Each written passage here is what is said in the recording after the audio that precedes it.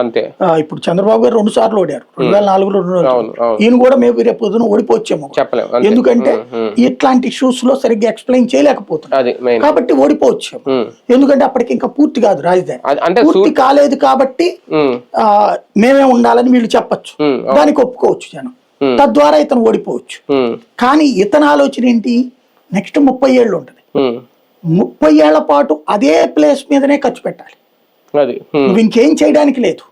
ఇప్పుడు సంక్షేమాలు ఆపారు కాబట్టి రోడ్లు వేస్తున్నారు, ఇదివరకు రాజధానికే ఖర్చు సరిపోయి సంక్షేమాలు ఆపేశారు కదా. ఇప్పుడు రేపు సంక్షేమం అతను ఖర్చు పెట్టాల్సిందే. ఎందుకంటే చంద్రబాబుని ఈ అభివృద్ధి లేకపోతే ఈ మౌలిక సదుపాయాల రూట్లో చూస్తే సంక్షేమ విషయంలో అతను చూస్తున్నారు అంతే. అవును, ఆ సంక్షేమం వైపు చూసేటటువంటి వాళ్ళు జగన్ వచ్చి సంక్షేమం వద్దులే నేను అమరావతిలో రోజు డబ్బులు పోస్తా ఉంటానంటే రేపు అతన్ని మళ్ళీ రానియరు, పోయిడు కూడా.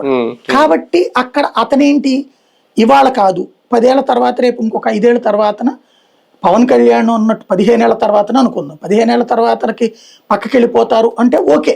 ఇప్పుడు కాంగ్రెస్ పార్టీ 15 ఏళ్ల పాటు మధ్యప్రదేశ్లో అధికారంలో పోయి ఆ మధ్యలో వచ్చింది, ఒక శాతం ఎక్కువ ఓట్లతో 10 సీట్లతో అట్లా వచ్చిన రోజునైనా సరే తనకి అధికారం అయితే మళ్ళీ అందుకోగలనన్న నమ్మకం అతనికి ఉంది. అప్పుడు సమస్య ఏమవుతుందంటే ఇది ఒక భారంగా కనబడుతుంది. ఇక్కడ దీని డెవలప్మెంట్కి మెయిన్ ఏంటంటే మనం హైదరాబాద్ వెళ్ళేది సెక్రటేరియట్ చూడడానికి కాదు, హైకోర్టు చూడడానికి కాదు, లేకపోతే అసెంబ్లీ చూడడానికి కాదు, అసలు లోపలికి వెళ్ళి